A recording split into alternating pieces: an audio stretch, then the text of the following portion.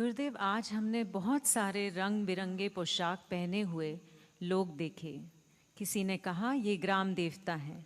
गुरुदेव, ग्राम देवता, नगर देवता कौन होते हैं और इनका क्या रोल होता है?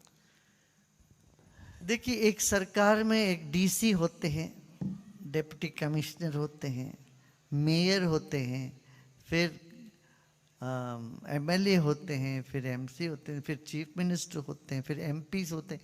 इस तरह से एक बना हुआ है ना, एक विधान। ऐसे ही क्षेत्रपाल, एक क्षेत्र की एक देवता, कुल की एक देवता होते हैं, हर कुल के एक देवता, क्षेत्र की एक देवता।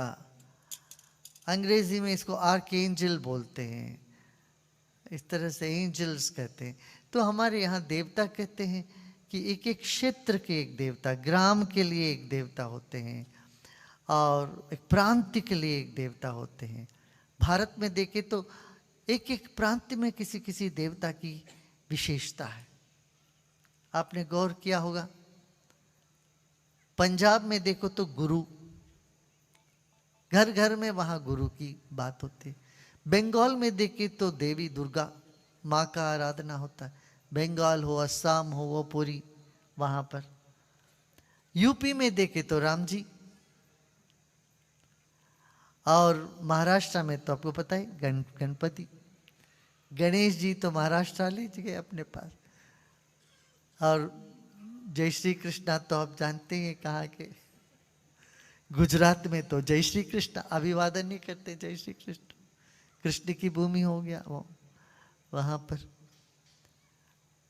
और इस तरह से आप भारत को देखते हैं, तमिलनाडु देखेंगे तो शिवालय वहां पर, चित्तम्बलम, शिवात्र चित्तम्बलम, वहां तो शिव जी का पूरा।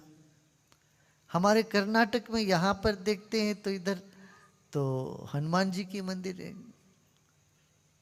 यहाँ गली गली में शिव जी का भी यहाँ है, कर्नाटक में भी शिव जी, ओम नमः शिवाय। इस तरह से अलग अलग प्रांतों में अलग अलग देवता की वो है, मान्यता है। फिर भी देखिए कुछ कुछ पूरे देश में सभी देवता एक है। कैसे, जब गणपति का देखते हो कहते तुम ही ब्रह्मा हो, तुम ही विष्णु हो, तुम ही शिव हो, तुम ही सब कुछ हो, मेरे आगे तुम हो, पीछे तुम हो, ऊपर तुम हो, नीचे। चांद भी गणपति है, सूर्य भी गणपति से, हवा भी गणपति है। यही गणपति अतरशीष में कहते हैं तुम्हें कोई रूप नहीं है, तुम सभी रूप में तुम ही हो, ये भी बोलते हैं। ऐसे शिव जी की देखें तो केदारनाथ से रामेश्वरम तक सब पूरे हिंदुस्तान में शिव के भक्त हैं। शिव जी की आराधना तो सब जगह है। ऐसे माँ की तो आराधना भी सब जगह है।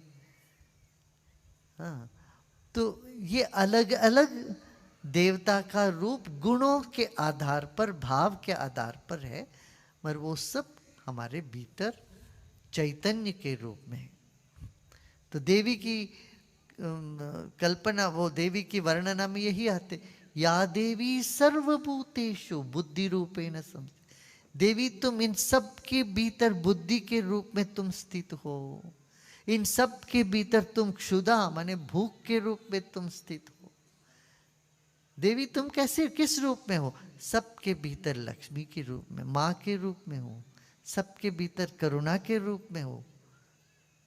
इस तरह से माँ का वर्णन होता, और चेतना के रूप में तुम हो, ये कहते हैं। तो देवी देवता के अधीन है सारा संसार।